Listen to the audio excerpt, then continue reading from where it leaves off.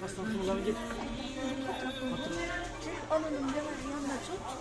canım anam,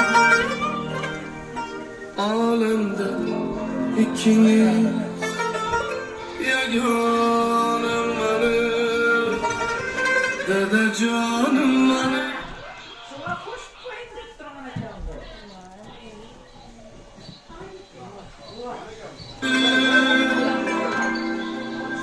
Ana canım anam, halkım yanımda, pervanım benim. Biriniz devletim, biriniz cennetim, tügemezsiz üçün aytiler rahmetim. Biz üçün karanda, kuvvetke tulinde, 80-90'da yaşar birinde. Dede canım benim, ana canım benim, anamda ikimiz yaganım benim. Dede canım benim, ana canım benim, halkım yanımda, parmağım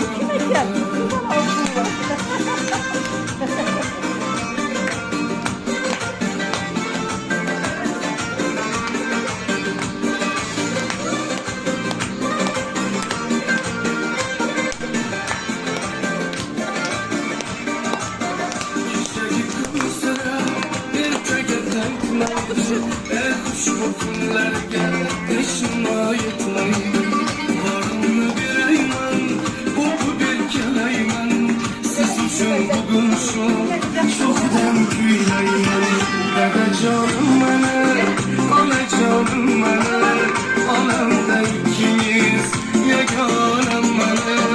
Dede canım benim, ana canım benim, halkım yanımda, pervanım benim.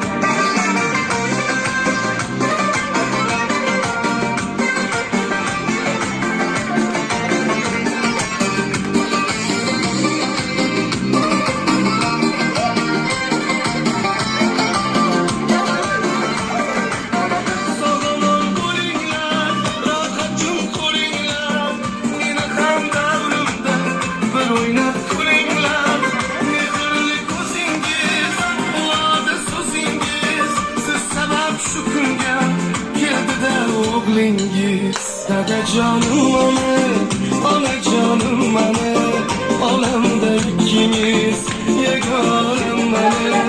Dede canım benim, ana canım benim, halkım yanımda, pervanım benim. Dede canım benim, ana canım benim, alemde ikimiz yaganım benim. Dede canım